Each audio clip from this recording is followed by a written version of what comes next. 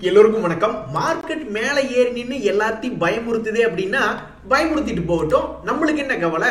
SIP மூலியமா பணம் போடுறவங்களுக்கு என்ன கவலை? அவங்க தொடர்ந்து ஷேர் மார்க்கெட்ல பணம் போட தான் செய்யறாங்க.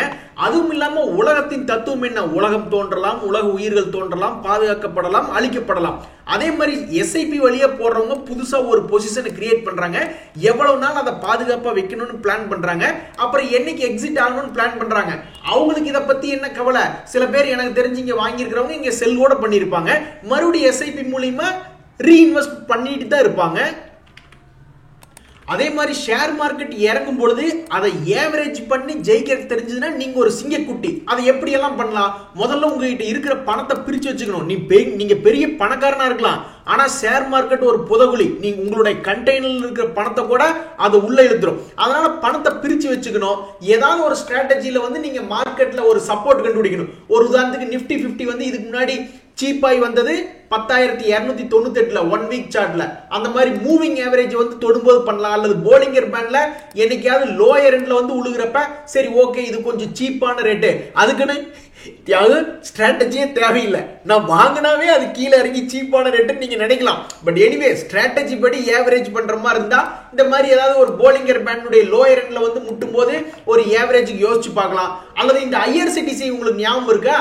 திடீர்னு யாராவது ஒருத்தர் உச்சாணி கும்பல வாங்கியிருந்தாங்கன்னா கூட மறுபடியும் அவங்களுக்கு எப்ப ஒரு பையிங் ஏவரேஜ் பண்றதுக்கு ஆப்பர்ச்சுனிட்டினா எப்பெல்லாம் ஒரு நம்பிக்கை பிறகுதோ அப்பெல்லாம் ஒரு ஏவரேஜ் பண்ணி பார்க்க வேண்டியதான். இங்க ஒரு ஏவரேஜ், இங்க ஒரு ஏவரேஜ். இங்க வாங்கியிருந்தோம்னா கடைசியில் இப்ப ரேட் பாத்தீங்கன்னா ஆல்மோஸ்ட் லாபத்துக்கு வந்துடும்.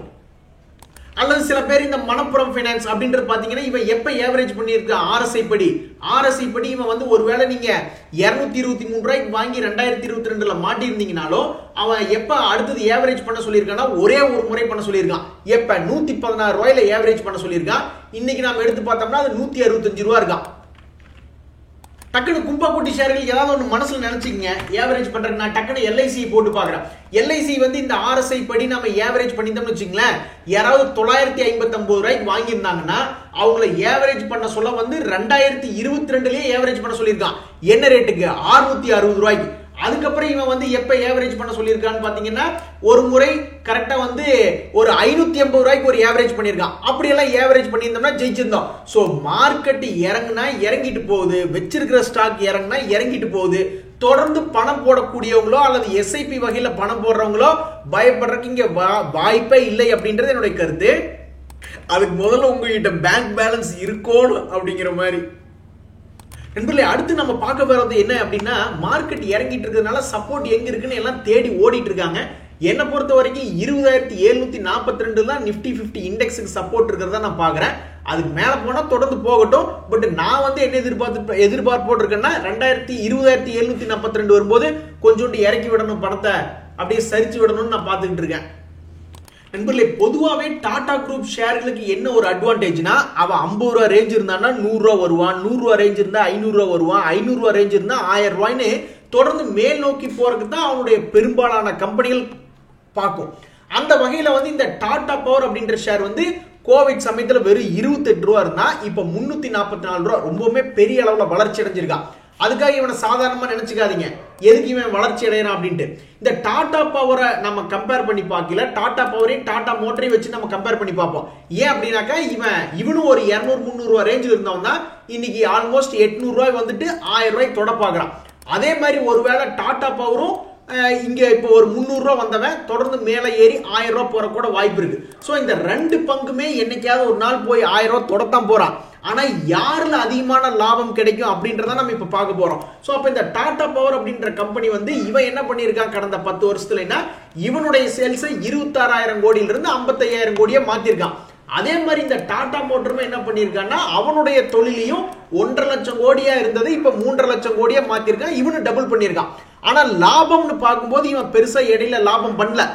இப்பதான் 2,000 கோடி 15,000 கோடி லாபம் பண்ண ஆரம்பிச்சிட்டு இருக்கான். பட் டாடா பவர் கன்சிஸ்டன்டா 4,000 கோடிக்கு வந்துட்டான். வெறும் 12 கோடி 400 கோடி இருந்தவன் இப்ப 4,000 கோடிக்கு லாபம் பண்ணிட்டான். சோ என்ன பொறுத்த வரைக்கும் இந்த ரெண்டு ஷேருமே என்னைக்காவது ஒரு நாள் போய் 1000 தொடலாம். பட் டாடா பவர் போய் 1000 தொட்டுதுனா தான் இன்வெஸ்டர்களுக்கு ஒரு நல்ல லாபம். ஏன் அப்படின்னா டாடா பவர் 344 ரூபாயில இருக்கா, டாடா மோட்டார் அப்படின்றது ஆல்ரெடி 800 ரூபாய் பக்கத்துல ட்ரேட் ஆயிட்டு இருக்கான். அதே மாதிரி ஒருவேளை கீழே விழுந்ததுன்னா டாடா பவர் வந்து 100 ரூபாய்க்கு பக்கத்துல வெறும் 200 ரூபாய் டிஃபரன்ஸ். ஆனா டாடா மோட்டார் பழையபடி 100 ரூபாய்க்கு வந்ததுன்னா 700 ரூபாய் இறங்கிடும். ஸோ என்னை பொறுத்த வரைக்கும் எல்லா வகையிலையும் டாடா பவர் சிறந்ததா தெரியுறான். டாடா மோட்டரோட 1000 ரூபாய் போய் தொடுறதுக்கு டாடா மோட்டர் 1000 ரூபாய் போய் தொட்டாலும் 200 ரூபாய் தான் லாபம். நண்பர்களே, நல்லா போயிட்டு இருந்த இந்த மணப்புரம் பினான்ஸ் இன்னைக்கு ஒரு கும்பா குட்டியா மாறுவான்னு யாருமே எதிர்பார்க்கல. இன்னைக்கு ஒரே நாள்ல 5.5% இறங்கியிருக்கான். இவன் இறங்குனதுனால என்ன ஆகுதுன்னா, இவனை யாருமே டிஸ்டர்ப் பண்ணாம ஒரு நல்ல பேட்டர்ல போயிட்டு இருந்தா ஒரு 230 ரூபாய் போவான்னு பார்த்தா இன்னைக்கு டிஸ்டர்ப் பண்ணி விட்டாங்க. என்ன நியூஸ்னால டிஸ்டர்ப் பண்ணி விட்டாங்கன்னா, இந்த மணப்புரம் பினான்ஸ்னுடைய ஒரு சப்சிடரி பெயர் தான் ஆசீர்வாத். ஆனா அந்த ஆசீர்வாத்துக்கு இன்னைக்கு ஆசீர்வாதம் கிடைக்கல. அதாவது நம்ம செபி என்ன பண்றாங்கன்னா, அதனுடைய ஐபிஎல் லிஸ்டிங் கொஞ்சம் டிலே ஆகிற மாதிரி ஆகி போச்சு. அந்த ஒரு நியூஸ் வந்த உடனே இந்த மணப்புரம் பினான்ஸ் 5.5% இறக்கி விட்டாங்க. பட் என்ன பொறுத்த வரைக்கும் இதெல்லாம் ஒரு டெம்பரரியான நியூஸா, ஒரு லாங் டேர்ம் நியூஸ் மாதிரி எனக்கு தெரியல. இவன் இந்த ஷாக்ல 166 ரூபாயில இருந்து இவனுடைய இமீடியட் சப்போர்ட் 125 ரூபாய்னு வந்து விழுந்தா அது ஒரு நான் சப்போர்ட்டா தான் நான் பாக்குறேன். நண்பர்களே, தொடர்ந்து இந்த டேங்லா ஷேர் அப்படின்றது மொமெண்டம்லயே இருக்கான். ஆனா வெடிக்க மட்டும் மாட்டேங்கிறான். இவனுடைய சமீபத்தினுடைய பிரேக் அவுட் அப்படின்றதே 1100 ரூபாய் ரேஞ்ச் தான். அந்த 1100 ரூபாய் ரேஞ்சிலேயே ஆல்மோஸ்ட் ஒரு மாசத்தை கடத்திட்டா. இன்னுமே அவன் வைபிள் தான் இருக்கான். ஆனா உட்கார்ந்த இடத்துல இருந்தே ஆடிட்டு இருக்கான். எந்திரிச்சு ஆட மாட்டேன்றான். என்னைக்கு ஆடுவான் அப்படின்றது தெரியல. இந்த சமயத்தில் நம்மளுடைய ஷேர் மார்க்கெட்ல ரொம்ப ரொம்ப முக்கியமான நியூஸ்கள் என்ன அப்படின்னு நீங்க பாத்தீங்கன்னா, வர 11ஆம் தேதி நாளைக்கு டிசிஎஸ்சி, இன்ஃபோசிஸ் போன்ற முக்கியமான கம்பெனிகளுடைய ரிசல்ட் வருது. சோ இப்போதைக்கு ஷேர் மார்க்கெட்ல முக்கியமான நியூஸ் என்ன அப்படின்னு பாத்தீங்கன்னா, ஐடி ரிசல்ட்ல கான்சென்ட்ரேட் பண்ண வேணும் அப்படிங்கிறது தான். எத்தனை பேர் இந்த ஐடி ஸ்டாக்ஸ் வச்சிருக்கீங்கன்னு தெரியல. உங்க எல்லாத்துக்குமே ஒரு பூகம்பம் அப்படின்றது இருக்கு, அல்லது ஒரு இன்ப அதிர்ச்சி அப்படின்றது இருக்கு. என்னவா வரும் தான் தெரியல. ஆஹா நண்பர்களே, நம்ம கொஞ்ச நாளைக்கு முன்னாடி இந்த நெட்வொர்க் 18 அப்படின்ற ஷேர் வந்து சப்போர்ட்ல இருந்து மேல் நோக்கி போற மாதிரி இருக்கா. 111 ரூபாய் ரேஞ்ச் வந்துருவானா அப்படின்ற மாதிரி நம்ம பார்த்துக்கிட்டு இருந்தோம். ஏன் அப்படின்னா 2021, 22 அப்படின்ற எல்லா வருடங்களையும் அது 100 ரூபாய் போய் தொட்டிருக்கான். 2023 வந்து 100 ரூபாய் தொற்றுவானா அப்படின்ற மாதிரி பார்த்துட்டு இருந்தோம். அதுக்கு பக்கத்துல வந்திருக்கான். பட் இந்த முறை 2024 அதுக்கும் மேல அப்படின்ட்டு 117 ரூபாய் பக்கம் வந்து தொட்டுட்டான். மனசுக்கு ரொம்ப சந்தோஷமா இருக்கு. இந்த சமயத்துல வந்து நம்ம பார்க்கக்கூடிய இந்த பாலிகேப் அப்படின்றதுல என்ன ஒரு இன்ஃபர்மேஷன் அப்படின்னு பாத்தீங்கன்னா, நேத்து வந்து நாங்க ஏதோ டாக்ஸ வந்து எவேஷன் பண்ணிட்டு தான் நியூஸ் வந்தது, அதெல்லாம் பொய், அப்படிலாம் ஒண்ணும் கிடையாது அப்படின்ற மாதிரி அவங்க சொல்லிட்டாங்க. இதனால இன்னைக்கு ஒரு 2% ஏறிட்டான். இங்கதான் நீங்க முக்கியமா என்ன கவனிக்கணும் அப்படின்னு பாத்தீங்கன்னா, இந்த பாலிகேப் வந்து கரெக்டா சப்போர்ட்ல இருந்து ஏற மாதிரி காட்டுறான். நம்ம 1 hour சார்ட்டுக்கு போயிடும். கரெக்டா இவனுடைய சப்போர்ட் என்ன அப்படின்ட்டு நம்ம நேத்து டிஸ்கஸ் பண்ணிட்டு இருந்தோம். அந்த சப்போர்ட்ல இருந்து இந்த பேட் நியூஸ் அவங்க ரிஜெக்ட் பண்ணி விட்டதுனால மேபி இந்த இடத்துல சப்போர்ட் எடுத்தால் இவன் வந்து 5700 ரூபாய் வரைக்கும் வரணும் அப்படின்றது என்னுடைய கனவு. நண்பர்களே, இந்த அசல் அப்படின்றது டாடா குரூப் ஷேர் தான். இந்த ஷேர்ல பணம் போட்டதும் ஒண்ணு, நம்மளுக்கு காசு கிடைக்குன்னு சொல்லி கிணத்துக்குள்ள தூக்கி காசை போட்டதும் ஒண்ணு. என்ன காரணம் அப்படின்னு பாத்தீங்கன்னா, இந்த ஷேர் வந்து 1000 ரூபாய் ரேஞ்சில இருந்து இறங்கி விட்டான். ஆனா இப்ப இந்த ஷேர்ல ஒரு சின்ன மொமெண்டம் அப்படின்றது டெக்னிக்கலா வருது. இப்பவும் கூட அவனுக்கு ஒண்ணு ஃபண்டமெண்டலா ஒரு பெரிய விஷயம் நடக்கல. பட் டெக்னிக்கலா இவனுக்கு ஒரு சின்ன சப்போர்ட் கிடைக்குது. இந்த ஷேர் யாராவது 1000 ரூபாய்க்கு வாங்கி நொந்து போய் உட்கார்ந்துருந்தாங்கன்னா ஏதோ ஒரு 100-200 ரூபாய் ஏறினா ரொம்ப சந்தோஷமா இருக்கும். சோ இந்த டெக்னிக்கல் பிரேக் அவுட் அவங்களுடைய மனதுக்கு ஒரு மருந்து தடவுமா அப்படின்றத பொறுத்து இருந்தா பார்க்கணும்.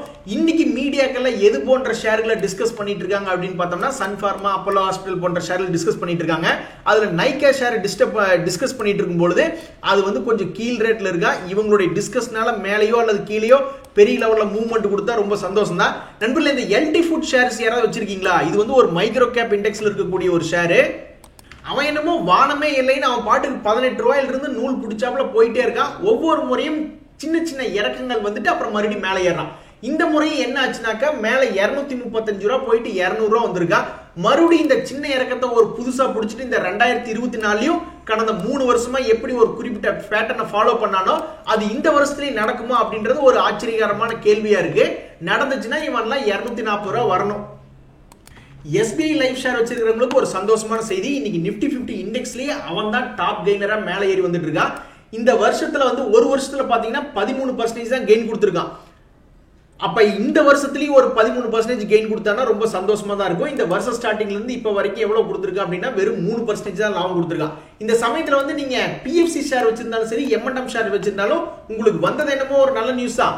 பிஎஃப்சி வந்து புதுசா ஒரு ஆபீஸ் ஒன்று ஓபன் பண்றாங்க கிஃப்ட் சிட்டில அப்படின்ற மாதிரி ஒரு நியூஸ் வந்துச்சு. அதே மாதிரி எம்என்எம் வந்து மொபைலி அப்படின்றதோட அவங்களுடைய கொலாபரேஷனை இன்க்ரீஸ் பண்றாங்க அப்படின்ற மாதிரி ஒரு நியூஸ் வந்துச்சு. பட் இந்த 2 ஷேர்களுமே பாவம் அதனால ஒரு விஷயம் இல்லாம பிக்கப் ஆகாம படுத்து தான் கிடக்கு. ஷேர் மார்க்கெட்ல நியூஸ் தான் முக்கியம். அப்பேற்பட்ட நியூஸ்களை வேஸ்ட் பண்றீங்களே அப்படின்ற மாதிரி ஆயிப்போச்சு. இந்த ஸ்பைஸ் ஜெட் அப்படின்ற ஷேர் யாராவது வச்சிருக்கீங்களா? இந்த ஏர்லைன் செக்டர்லாம் ஓரளவுக்கு மேல வர்றதுக்கு வாய்ப்பு இருக்கு அப்படின்ற மாதிரி இந்த வருஷத்துல டிஸ்கஸ் பண்ணிட்டு இருக்காங்க. இதுல ஒரு முக்கியமான விஷயம் என்னன்னா, எந்த காரணமே இல்லாம 3% 4% ஏறி இறங்கக்கூடிய வாய்ப்புள்ள ஷேர்கள் தான் இந்த மெட்டல் செக்டர்ஸ். அவங்களுடைய தம்பி தான் இந்த சுகர் செக்டர், இந்த ஏர்லைன் செக்டர் அப்படின்றது என்னுடைய கருத்து. என்ன காரணம்னா, இந்த சுகர் செக்டர், ஸ்பைஸ் ஜெட்லாம் பெருசா லாபம் பெருசா நஷ்டம் இல்லைனாலும் திடீர்னு அவனுக்கு பாட்டு ஒரு 20-30% ஏறுவானுங்க, அப்புறம் சம்பந்தமே இல்லாம இறங்குவானுங்க, அப்புறம் மறுபடியும் ஏறுவானுங்க. அப்பேற்பட்ட ஒரு ஷேர் தான் ஸ்பைஸ் ஜெட். நீங்க ஃபண்டமெண்டலா எடுத்து பார்த்தா அங்க பெருசா ஒரு விஷயம் இருக்கிற மாதிரி தெரியாது. ஆனா இவன் பாட்டுக்கு 2017 இருந்து நான் சார்ட் போட்டிருக்கேன். 60 ரூபா இருப்பான், திடீர்னு 140 ரூபா போவான், அப்புறம் எதுக்கு இறங்குவானே தெரியாது. இந்த வேலையை தான் அவன் பண்ணிக்கிட்டு இருப்பான். அப்ப இந்த முறை 20 ரூபாயில இருந்து ஆல்ரெடி 20 ரூபாய்க்கு யாராவது பிடிச்சிருந்தீங்கன்னா வாழ்த்துக்கள். 2023ல 20 ரூபாயில இருந்து இப்ப 60 ரூபா வந்தவன் நிக்க மாட்டான். இங்க ஒன்னா 120 ரூபா வரைக்கும் போயிட்டு அப்புறமா தான் மறுபடியும் 20 ரூபா வரணும் அப்படின்றது என்னுடைய கருத்து. இல்லைன்னா வா, நீ முதல்லயே ஒரு 20 ரூபாய்க்கு வா, நான் கொடுத்த உடனே ஒரு ஷேர் வாங்கி பாக்குறேன். நண்பர்களே, ட்ரைடன்ட் அப்படின்ற ஷேர் வந்து இன்னைக்கு கும்பா குட்டியா மாறி நிக்குது. ஏன் இன்னைக்கு 6% இறங்கி இருக்கான்னா, கடந்த ஒரு மாசத்துல 24% ஏறி இருக்கான். அதனால இது கொஞ்சம் ப்ராஃபிட் புக்கிங் வர மாதிரி தெரியுது. ஆமா, அப்புறம் கீழே வாங்கினவங்க கொஞ்சம் ப்ராஃபிட் புக்கிங் பண்ணதானே செய்வாங்க. ஒருவேளை யாராவது ஒரு 1.5 வருஷத்துக்கு முன்னாடி உச்சாணி கொம்பு 70 ரூபாய்க்கு வாங்கியிருந்தாங்கன்னா அப்புறம் அவங்க வெயிட் பண்ணி தான் ஆகணும். யாராவது ஏவரேஜ் பண்ணியிருந்தாங்க 30 ரூபா வந்தான், ஆல்மோஸ்ட் 50% இறங்கி இருக்கு. வாங்கினதுல இருந்து 50% ஏவரேஜ் பண்ணியிருந்தா கூட அந்த குவான்டிட்டி கழட்டி விட்டுருக்கலாம். இல்லைன்னா அவங்க இந்த ரேலியில பார்ட்டிசிபேட் பண்ணாம சும்மா அமைதியா தான் உட்காந்துருக்கணும். ஆஹா நண்பர்களே, சொல்லடி பட்டுருச்சு. இந்த இண்டஸ் டவர் அப்படின்ற ஷேர் வந்து ஒரு டிவிடெண்ட் கொடுக்கக்கூடிய ஷேர் தான். ஆனா அவன் என்னன்னா அப்படின்னு பாத்தீங்கன்னா, இதுக்கு முன்னாடி ஆல்மோஸ்ட் 317 ரூபாய் இருந்தவன் கீழே 130 ரூபாய் வரைக்கும் போயிட்டு இப்ப 216 ரூபாயில் இருக்கான். இந்த 216 ரூபாயில இருந்து 300 ரூபாய் வரக்கூடிய ஒரு நியூஸ் என்ன வருது அப்படின்னா, இந்த பேங்க் ஆஃப் அமெரிக்கா அப்படின்ற செக்யூரிட்டிஸ் வந்து இண்டஸ் டவர்ஸ் ஓரளவுக்கு மேபி எதிர்காலத்தில் நல்லா இருக்கலாம் அப்படின்ற மாதிரி அவங்க யோசிக்கிறாங்க. இது மட்டும் நடந்து அவனுடைய பழைய ரேட் வந்ததுனாவே போதுஞ்சாமி அப்படின்ற மாதிரி இருக்கு. நண்பர்களே, இந்த பர்கர் கிங் அப்படின்னு சொல்லப்படுகின்ற இந்த ரெஸ்டாரண்ட்ஸ் பிராண்ட் யாராவது வச்சிருக்கீங்களா? ரொம்ப கேர்ஃபுல்லா இருக்கணும். அவனுடைய ப்ராஃபிட் அண்ட் லாஸ் எல்லாம் பார்த்தோம்னா ஒன்றும் பெருசா லாபகரமா இன்னும் அந்த கம்பெனி திரும்பல. ஆனா அவங்களோட இன்வெஸ்டர்ஸ் எல்லாம் பாத்தீங்கன்னா ஃபாரினர்ஸ், டிஐஸ் எல்லாருமே ஹோல்டு பண்ணிக்கிட்டு இருக்காங்க. இவனுடைய சார்ட் பேட்டர்ன்ல என்ன ஒரு அட்வான்டேஜ் வருதுன்னா, இதுக்கு முன்னாடி எல்லாம் 200 ரூபாய் பார்த்தவன் தான் இப்போதைக்கு அவன் என்ன ரேட்ல இருக்கான்னா 115 ரூபாயில இருக்கான். ஒருவேளை இவன் திரும்பி 200 ரூபாய் வராட்டியும் பரவாயில்ல, 150 ரூபாய் வந்ததுன்னா கூட நல்லா தான் இருக்கும். என்ன காரணம் அப்படின்னா, சமீபத்தில் ஒரு பிரேக் அவுட் ஆயிருக்கான் 111 ரூபாய்க்கு.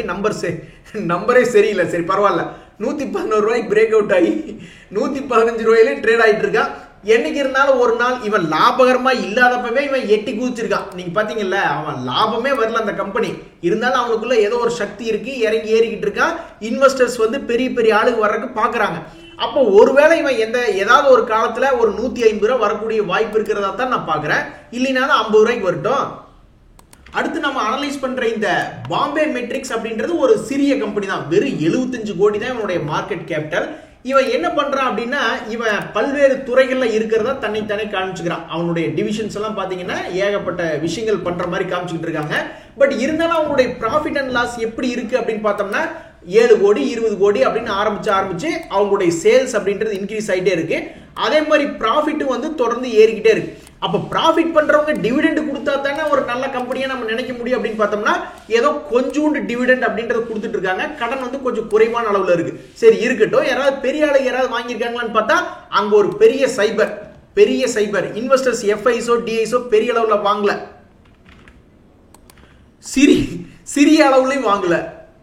அப்ப இந்த பாம்பே மெட்ரிக்ஸ் வந்து எது ஆதரவா இருக்குன்னா, இது போன்ற ஒரு வளரும் நிலையில் உள்ள இந்த குரோத்தும் அவனுடைய சார்ட் பேட்டர்ன் பார்க்கும்போது ஏதோ ஒரு காரணத்துக்காக அந்த காலத்துல இவன் நல்லா இருப்பான்னு நினைச்சிட்டு யாரோ 50 ரூபாயில இருந்து இவன் 550 ரூபாய்க்கு ஏத்தி விட்டுருக்காங்க. இப்ப மறுபடியும் வந்து 122 ரூபாயில ட்ரேட் ஆயிட்டு இருக்கான். இப்ப ஏற்பட்ட ஒரு ஏறி இறங்கிய பேட்டர்ன் இருக்கிறதுனால இதை பத்தி நம்ம டிஸ்கஸ் பண்ண வேண்டியதா இருக்கு. இவனுடைய வாழ்க்கையில் இருந்த கெட்ட காலம் எல்லாம் முடிஞ்சு நல்ல காலத்துக்கு போறானா, இல்ல இன்னுமே பெரிய கும்பாயி 50 ரூபாய்க்கு வர போறானா அப்படின்றது காலம் தான் பதில் சொல்லணும். இந்த ஆதித்யா பிர்லா ஃபேஷன்ஸ் யாராவது வச்சிருக்கீங்களா? இவன் மேல ரொம்ப கேர்ஃபுல்லா இருக்கணும். பெரிய அளவுல உங்களை தூக்கி விடுவான், இல்ல அமுத்தி விட்டா ஏவரேஜ் பண்றதுக்கு பார்க்கணும், தூக்கி விட்டா லாபத்தை புக் பண்ணும் அப்படின்றது என்னுடைய கருத்து. ஏன் அப்படின்னா, இதுக்கு முன்னாடி இதே மாதிரி தான் ஒரு குறிப்பிட்ட சென்டர் பாயிண்ட்ல இருந்து அவன் ஆல்மோஸ்ட் 100 ரூபாய் மேல ஏறினா அதுக்கப்புறம் என்ன ஆச்சு அப்படின்னு பாத்தீங்கன்னா இறங்கி விட்டான். சோ இப்போ ஒரு சென்டர் பாயிண்ட்ல இருக்கா. இங்க இருந்து ஒன்னா 100 ரூபாய் ஏறணும் அல்லது 100 ரூபாய் இறங்கணும். இறங்குச்சுன்னா கொஞ்சம் சந்தோஷம் தான், ஏவரேஜ் பண்ணிக்கலாம். ஏன்னா இதுக்கு முன்னாடியே கோவிட் சமயத்துல 100 ரூபாய் போனவன் மறுபடியும் 350 ரூபாய் போயிருக்கான். அப்ப இந்த முறை 100 ரூபாய் வந்துட்டு 350 ரூபாய் போனா சந்தோஷம் தான். இதுக்கு 4-5 வருஷம் ஆயிரும் இந்த விளையாட்டு விளையாடுறதுக்கு. இந்த கோயில் அலுமினியம் அப்படின்றது ஒரு பென்னி ஷேர். ஒரு நண்பர் வந்து இதை கொஞ்சம் பார்த்து என்னன்ற சொல்லுங்க அப்படின்ற மாதிரி கேட்டிருந்தாப்ல. இந்த கம்பெனில வந்து ஒரு அட்வான்டேஜ் பாயிண்ட் என்ன அப்படின்னு பாத்தீங்கன்னா, இவன் ஒரு கடங்கார கம்பெனி கிடையாது. கடனே வந்து ரொம்ப கம்மியா இருக்கு. அதே சமயம் இவனுடைய ப்ராஃபிட் அண்ட் லாஸ் அப்படின்றதெல்லாம் பாத்தீங்கன்னா இப்ப சமீபத்துல 2018ல இருந்து ஒரு தடவை கூட இவன் இந்த கம்பெனி வந்து லாஸுக்கு வரல. இவனுக்கு வந்து எது ஒரு அட்ராக்டிவ் பாயிண்ட் அப்படின்னு பாத்தீங்கன்னா, ஏதோ ஒரு இன்ட்ரெஸ்ட்ல இவனையும் 15 ரூபாயில இருந்து 50 ரூபாய் வரைக்கும் தூக்கி கொண்டு போயிட்டு இப்ப 12 ரூபாயில கொண்டு வந்து நிறுத்தி இருக்காங்க. சோ இந்த ஷேருக்கு வந்து டெக்னிக்கலி சப்போர்ட் இருக்கு. பட் எனக்கு என்னுடைய வருத்தம் எல்லாம் என்னன்னா, ஏன் இந்த ஷேர்லாம் கேட்கிறாரு அப்படின்னு தெரியல.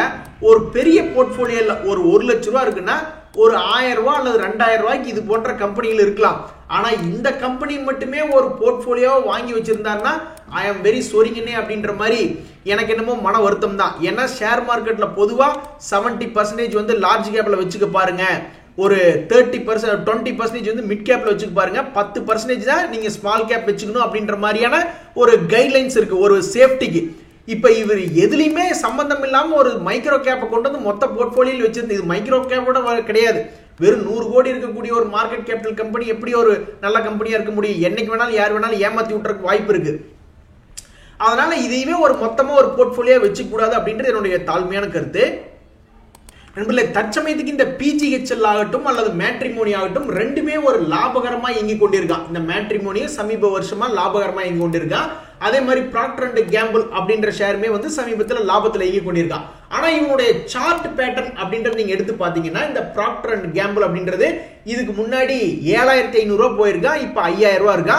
சோ இங்கிருந்து இன்னொரு 2000 ரூபாய் ஒரு ஷேருக்கு ஏறி வந்தா கூட ரொம்ப சந்தோஷமா இருக்கும்.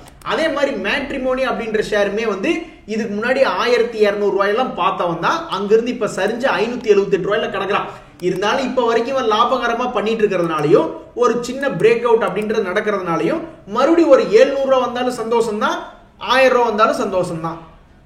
சோ நான் என்னைக்குமே அதிகமா விலை கொடுக்க மாட்டேங்க, ஆனா கம்பெனி லாபகரமா இருக்கணும்னா அப்படி ஒரு வாட்ச் லிஸ்ட்ல இந்த 2 ஷேருமே வந்திருக்கு. இந்த 2 மட்டும் இல்ல, இன்னொரு சின்ன கம்பெனி ஒன்னு பாத்துக்கிட்டு இருந்தேன். இந்த மங்களம் குளோபல் அப்படின்றது ஒரு சின்ன கம்பெனி தான். இந்த கம்பெனி வந்து பல்வேறு தொழில்கள்ல இருக்கிறத அவங்க காமிச்சுக்கிறாங்க. அவங்க வெப்சைட்ல வந்து என்ன சொல்றாங்க அப்படின்னு பார்த்தோம்னா, அவங்களுக்கு பல வெர்டிகல்ஸ் இருக்கு. அதாவது அக்ரில இருக்காங்க, இசிஎஸ் அந்த மாதிரி சில பிசினஸ்ல இருக்காங்க.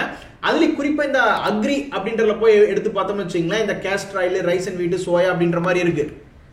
இந்த கம்பெனியினுடைய P&L பார்க்கும்போது தற்போதைக்கு வளர்ச்சி பாதையில் தான் இருக்கான். இவன் 390 கோடியில் ஆரம்பிச்சு இப்ப 1700 கோடிக்கு போயிட்டு இருக்கான். இந்த ஷேர்ல ஒரு அட்வான்டேஜ் பாயிண்ட் என்னன்னா, இவனை ஏதோ ஒரு காரணத்தினால முதல்ல ஏதோ ஒரு நம்பிக்கையா இந்த கம்பெனி வந்து 12 ரூபாயில இருந்து 52 ரூபாய் வரைக்கும் கொண்டு போயிட்டு அப்புறம் கீழே இறக்கி விட்டுட்டாங்க. சோ இப்போதைக்கு இவன் கீழே அடிவாரத்தில் இருக்கிற மாதிரி இருக்கான். ஒருவேளை இந்த கம்பெனியுடைய லாபங்கள் தொடர்ந்ததுன்னா மறுபடியும் இவன் ஒரு 52 ரூபாய் போறதுல எனக்கு எதுவும் எந்த ஆச்சரியமும் இருக்கிற மாதிரி தெரியல. இங்க பேரே தவக்கலையாங்க, தவக்கலைன்னு ஒரு சேராங்க அப்படின்னு கேட்டா ஆமாங்க, இங்கிலீஷ்ல ஃப்ராக்னு இருக்கு. இந்த ஃப்ராக் செல் செட் அப்படின்ற கம்பெனில ஒரு அட்வான்டேஜ் பாயிண்ட் என்னன்னா, இவனும் வந்து ஒரு வளரும் பருவத்தில் இருக்கான். சமீபத்திய வருடங்கள்ல 1 கோடி, 7 கோடி, 14 கோடி, 15 கோடி லாபம் பண்ணிக்கிட்டே இருக்கான். ஆனா இதுல என்ன ஒரு வருத்தம்னா, இவன் டிவிடெண்டே கொடுக்கலையே அப்படின்ற ஒரு வருத்தம் தான். மற்றபடி கடன் இந்த கம்பெனிக்கு பெருசா இல்ல. இவனுடைய வளர்ச்சியின் பாதையும் ரொம்ப நல்லா இருக்கு. இவனுடைய இன்வெஸ்டர்ஸ்ல யாராவது பெரிய ஆள் இருக்காங்கன்னா டிஐஎஸ் மட்டும் இருக்காங்க. வேற பெரிய ஆளு எஃப்ஐஎஸ் பெருசா பண்ண போடல. டிஐஎஸ் மட்டும் ஒருவேளை இந்த கம்பெனி இது மேல ஏறுமோன்னு யோசிச்சு ஒரு 1.87% மட்டும் பொசிஷன் எடுத்திருக்காங்க. இந்த ஃப்ராக் செல்செட் கம்பெனி வந்து கடந்த ஒரு வருஷத்துல என்ன பண்ணிருக்காங்கன்னா, 176 ரூபாயில இருந்து 300 ரூபாய் வரைக்கும் போயிட்டு 2 ரவுண்ட் போயிருக்கான். இப்ப 3வது ரவுண்ட் அடிவாரத்துல தான் இருக்கான். இங்கிருந்து இன்னொரு 2-3 வருஷம் கழிச்சு பார்க்கும்போது 300 ரூபாய் போவானா இல்லையா அப்படின்றது தெரியல. பட் இப்போதைக்கு அடிவாரத்துல இருக்கா, லாபகரமா இருக்கா. தொடர்ந்து லாபம் இன்க்ரீஸ் ஆகிட்டே இருந்ததுன்னா இவனும் ஒரு 300 ரூபாய் போய் தொடரல எனக்கு எதுவும் பெரிய ஆச்சரியமா தெரியல. சரி நண்பர்களே, இன்றைய தகவல் உங்களுக்கு உதவியா இருந்ததுன்னு எனக்கு சந்தோஷம் தான். ரொம்ப நன்றி, வணக்கம்.